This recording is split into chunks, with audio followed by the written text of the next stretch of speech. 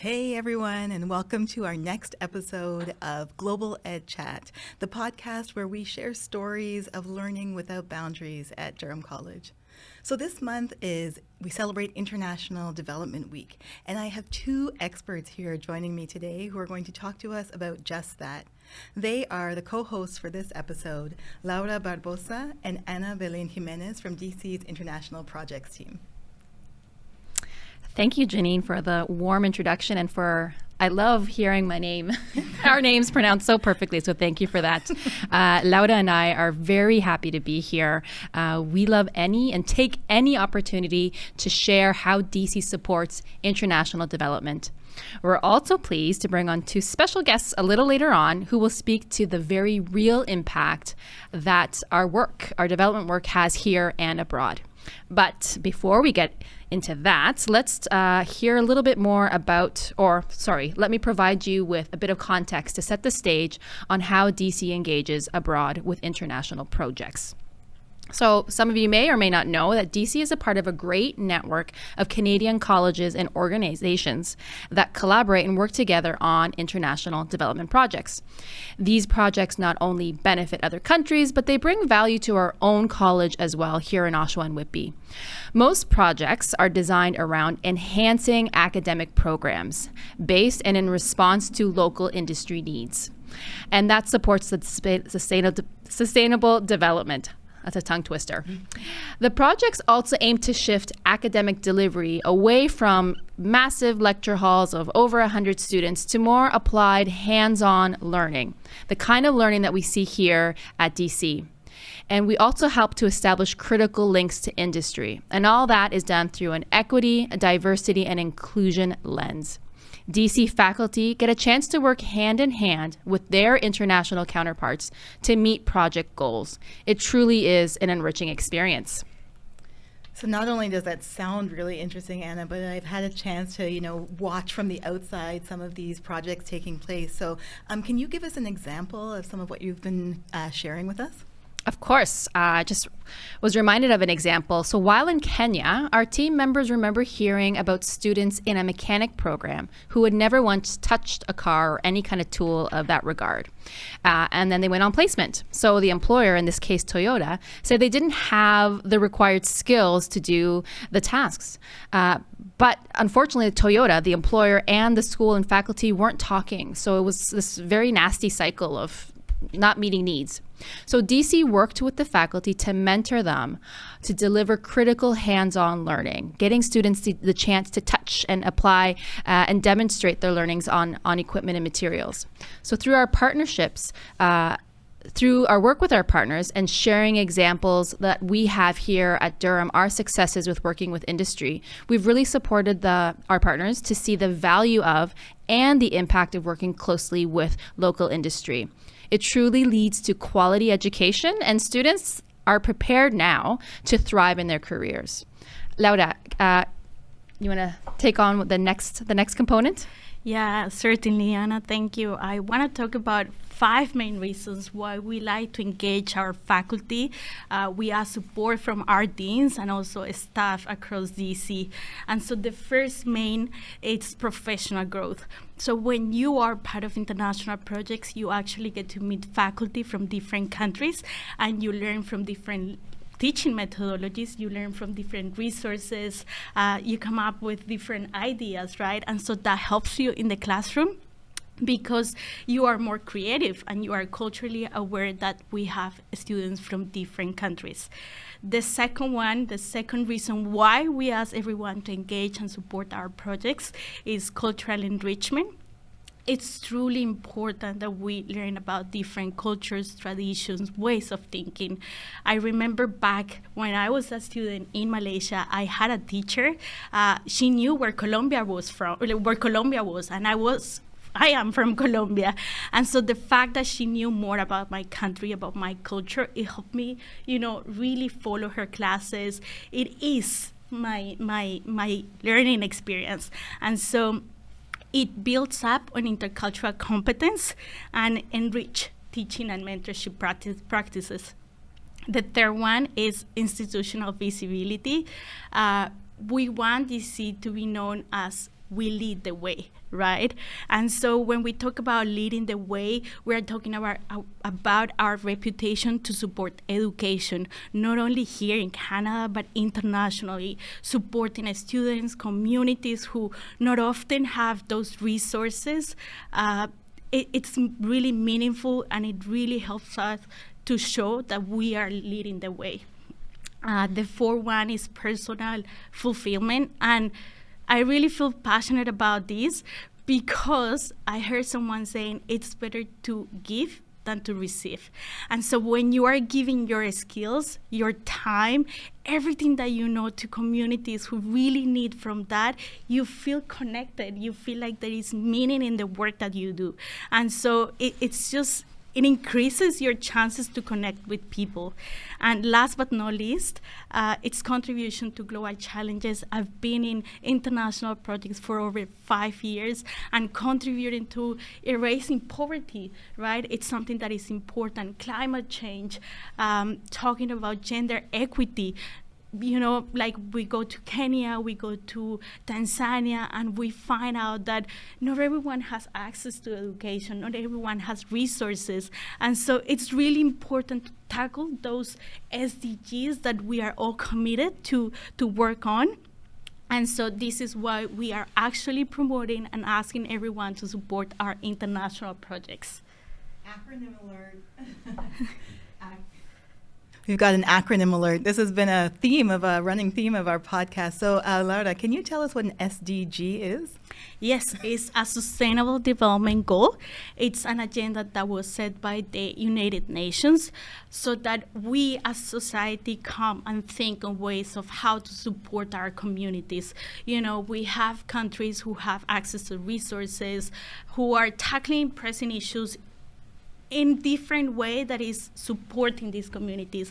But so these SDG, Sustainable Development Goals, are our commitment to support other communities who are not doing very good right now, but we could help them.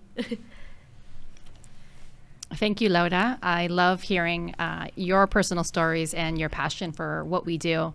And again, as a reminder, Durham College is fully committed to the SDGs. And if you walk right across from the campus bookstore, you'll see a beautiful display of the various SDGs. And we'd like to link our activities and everything we do on our projects to the specific SDGs up there. So next, as I mentioned earlier, we're very pleased to have 2 faculty members here to give us a little sampling of their experience abroad. So first, Tricia Wiseman, a professor in the Faculty of Hospitality and Horticulture Sciences, and also accompanied by Kyle Chapman, professor in the Faculty of Science, Engineering, and Information Technology.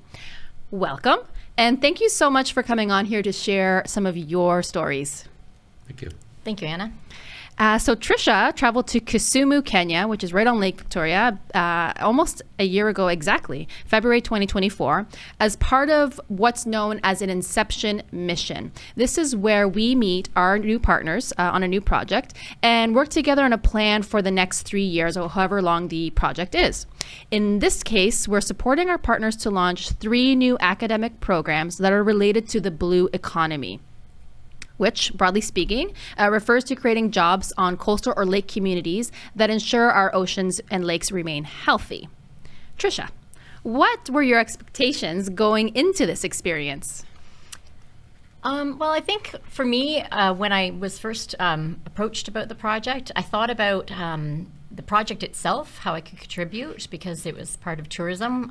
You just mentioned about the SDGs. We actually incorporate a lot of that into our own program here. So being able to action them actually was a great idea or a great thought. But also, I guess personally, it was just the expectation of being able to contribute, to be able to give back to a community, to be able to basically impart my wisdom, for lack of a better term.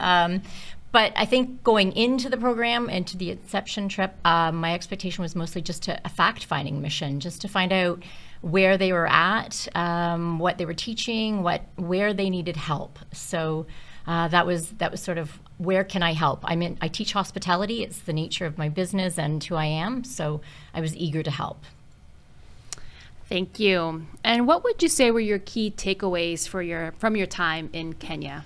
I think for me, so I had several takeaways, to be honest, but personally, I just loved working with the local community. I loved meeting the teachers and the leads of the vocational training institutes, and it was just great to be able to see what they were doing at their sort of grassroots levels, of where they were at. So it was very informative, obviously. I also loved the collaborative approach of working with other partners, but also with the different schools and where they were at. So that was great.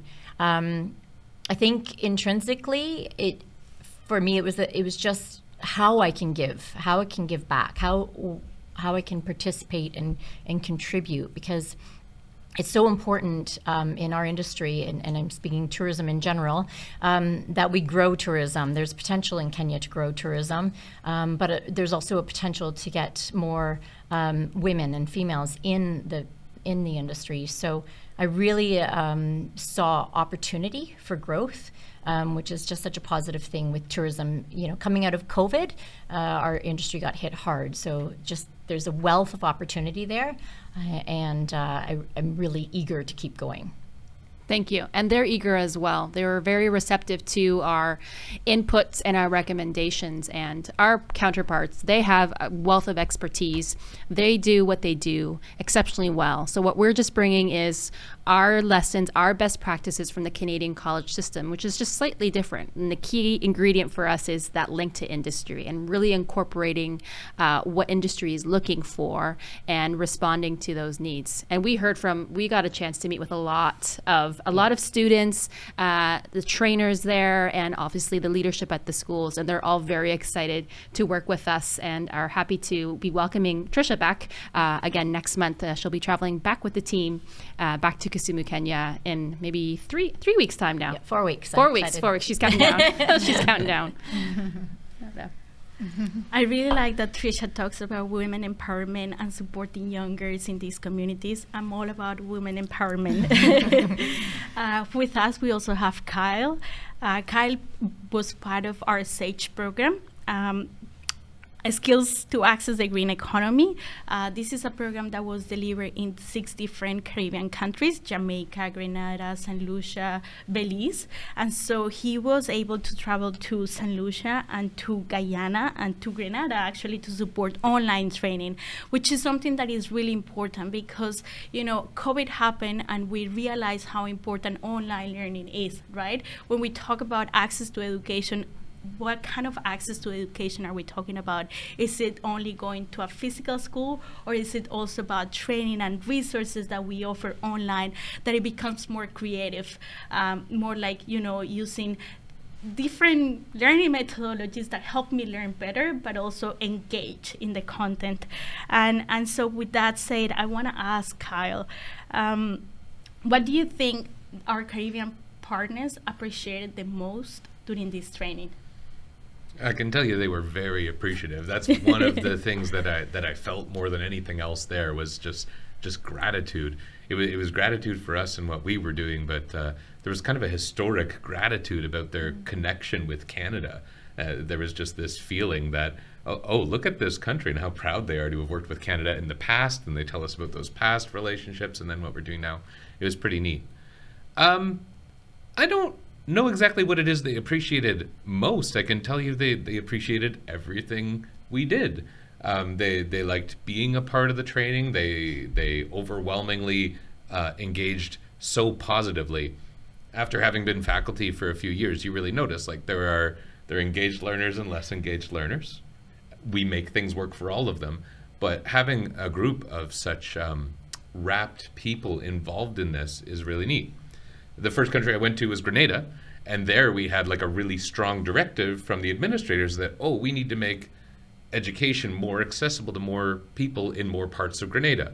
And that was really neat, hearing that they were developing toward that they realized kind of in the wake of lockdown that technology was going to give them an opportunity to do that. But what was even more interesting, arguably, I don't know, they're both interesting, but it was pretty neat being in St. Lucia where there was no administrative directive. And everyone who participated in the training was really just look at how I can better myself. Look at the things I can do to make my discipline, my materials more accessible to my learners. And they took so much pride in that and joy. Nice. And if I may ask, do you remember any testimonial from faculty on how this training is going to impact the community? Something that today you remember and you say, wow, this is meaningful. This is a beautiful testimonial. Well, I can't remember all the exact words. And we talked to a lot of people. Testimonials were recorded at the time and should be available on LinkedIn or something. Yes. Yeah. Anna's got the resources for that. We'll share that. Don't worry. We'll share that. There were some neat conversations that happened. In particular, I think about one of our participants in St. Lucia. St. Lucia, we had 2 institutions participating in the training. And one was Sir Arthur Lewis Community College, which is kind of the big college in Castries in St. Lucia. Hopefully I'm not mixing up all the names. And the other one was called National Skills Development Center, or NSDC. And it was more of a disparate thing with like kind of 4 campuses in more of the, I don't know if you would say rural, but less central areas in St. Lucia. And one of the people working for the National Skills Development Center, he was fairly new, he was fairly young and energetic. And when we started introducing Moodle to him, and the tools that went with that, other tools we were using within Moodle, integrations with Moodle, it opened his eyes to what was possible with online education. It became clear, and he was excited. And this person who had a knack for the technology, he went home on one of those nights of our 3 days of full-time training, came back the next morning and said, I went home and I got Moodle running on a small local server, and I'm going to implement that at my house at first, and then when I get it running at the college, we're going to run our own instance of Moodle, and I'm going to be the administrator. He was so excited, and he just was so energized to go and build a product that was going to enhance learning for people. And because it was for NSDC, like, it was reaching people all around Grenada. That's amazing. Nice. Thanks, Kyle. I just want to end by saying... Or sorry, not Grenada, that was St. Lucia. St. Lucia. I just want to say that some of the surveys that we conducted in the communities, that was one of the things they mentioned is the usage of H5P, Kahoot, all these learning resources that for them was like eye-opening. Totally eye-opening. But also, one of the other key messages we saw coming out of the feedback was not just the technical skills that were presented and shared, that was obviously very beneficial for them, but the manner in which our team delivered it. We read, reviews and evaluations indicating how the team was so thoughtful, the team was so considerate, sat with each of the trainees and spent time with them and was responsive to the very individual and the variety of needs required on those trainings. So it speaks more than just the skills, it's also like our heart and our approach, which is so strong and something that we're certainly very proud of.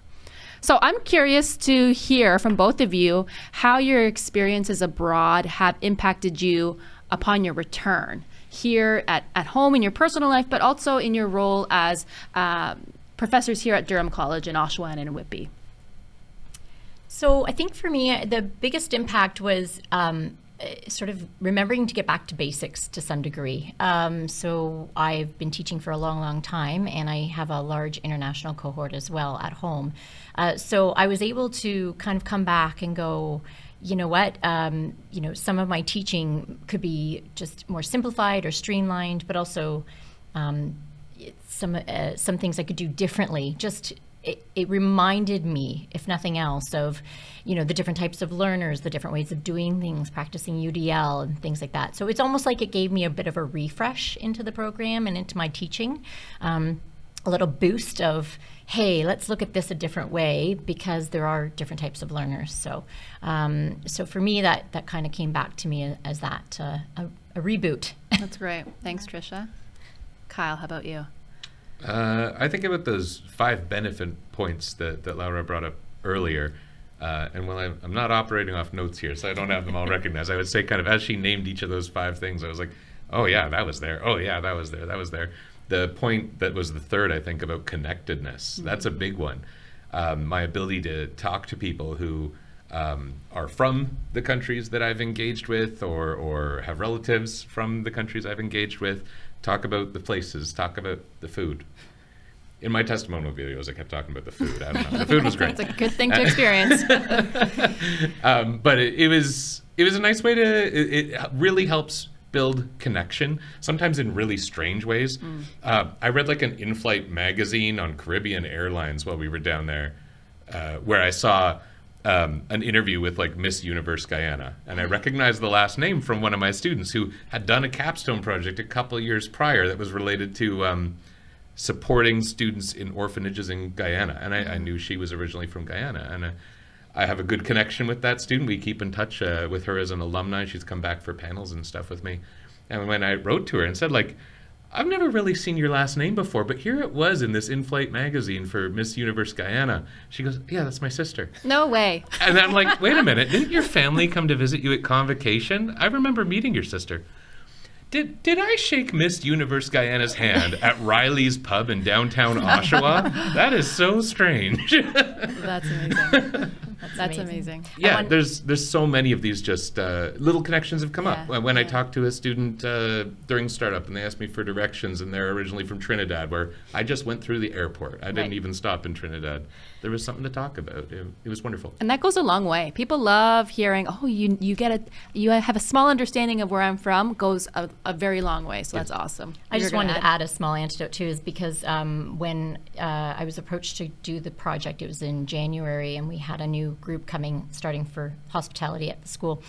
As it turns out, I had 2 students from Kenya, one specifically from Kisumu. No way. So it was like speaking like the world was saying, you need to go. And so to this day, I sometimes tease her going, oh, I'm going back home. And she's like, I'm jealous. But it's been nice. So I was able to come back, and we were able to chat about the city and what she loves about it, both of them. And I have about 4 or 5 Kenyans in my class right now. So amazing. That's great. That's amazing. I'm not supposed to answer this, but my impact is small, very small thing is I notice how we as Canadians, and I was born in Chile, but I'm Canadian, that we speak in a lot of funny terms. You know, they're called idioms, right? So I notice when I'm away that I use more than I actually think. Like, let's hit the road. Huh? Let's get going. Let's start on our journey. Or all the bells and whistles. Huh? You know, all the frills to what we're, So you really realize how things that are so normal to us in our context could be a barrier to someone who hasn't grown up with that. So I always have to catch myself when I return and I'm speaking to students or staff that aren't originally from Canada to ensure that what I'm communicating is something that they can understand and are on board with. So that's something that I'm always reminded when I'm away, and I realize, what am I saying? What does that even mean? What do they mean sometimes? I don't even know. I like that because it even helps your working relationships. Sometimes when the sentences are too hard for me, she will pause and say, do you know what that means? And so that makes me feel that I am in a very inclusive environment, and that's what I like the most about DC. With that said, I'm talking about relationships, I'm talking about, supporting our students and really connecting with them. I want to ask the next question, and it's, what will you both say to other faculty who are going to participate in projects or who haven't really decided, or even our deans? What's the value of international projects for them?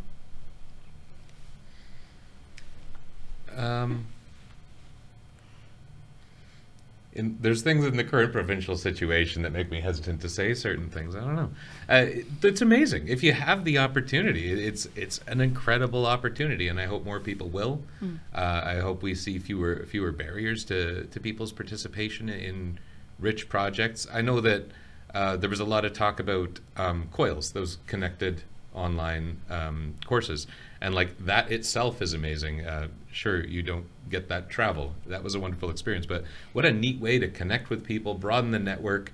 If a small number of those people feel impacted by that thing, that's an amazing thing. And I don't know how apparent that would be in participating in a COIL, as I haven't done that myself, but I think it would, because I see the gratitude on the people in these communities, and what a thing to be able to say you were involved with, what a difference you can make. Yeah.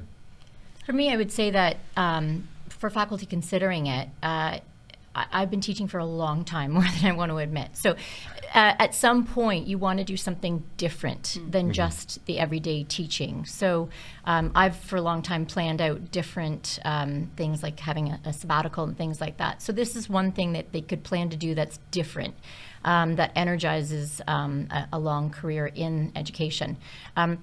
And if they're open-minded enough to it, they really can learn a lot about collaboration and a different way of approaching projects. And that can come back to their own everyday kind of work life as well. For me personally, though, the ability to impact future generations, like what I'm doing is, it feels like such a little bit of work to me, but it's such a big impact in these communities. And I think about how tourism is going to be impacted not only in Kenya, but globally, by being able to help train the next generation. And that, to me, that's a bigger, larger than life impact than I can necessarily get just in my classroom. So I really like the fact that I'm getting a little bit bigger in the world as far as impact. That's right. And that's something I hear from a lot of faculty and staff, is it kind of reignites, the experience reignites their passion. When you're abroad and you see, not to be insensitive, but a lack of resources, you recognize what we have here, and it just makes you excited to be able to use those resources and really, again, continue with that impact. So it's just positive all around. Very positive. Positive all around. So thank you so much for joining us and taking some time to share your experience, your perspective.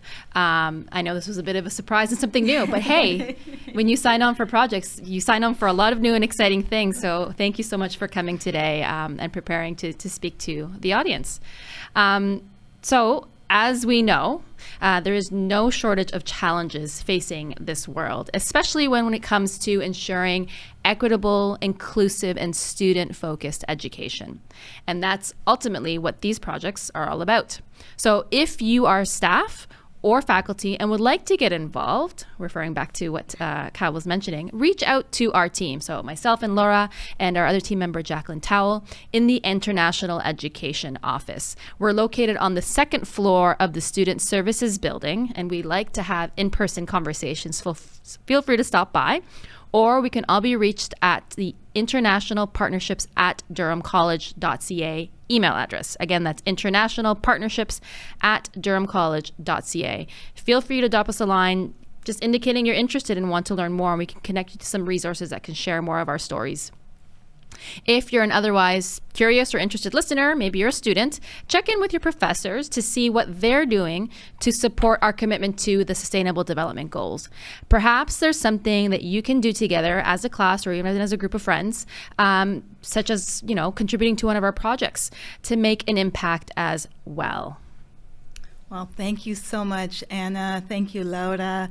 This has been a really fascinating conversation, so thank you for co-hosting this episode. Thank you, Tricia and Kyle, for sharing your stories. It's so incredible to hear how, faculty members here at DC can have such impact around the world on lives and livelihoods, and not just around the world. As they shared, you're making an impact back home. You're making an impact on your students, on your communities, on your teaching practices. So that's really wonderful. And it is really just another example of the passion that we put in to internationalization here at Durham College. We in the International Education Office are always looking for opportunities to share with faculty, staff, and students. And we have such an incredible community who is ready to engage in these opportunities. So we're grateful to you. Thank you for being here for this episode.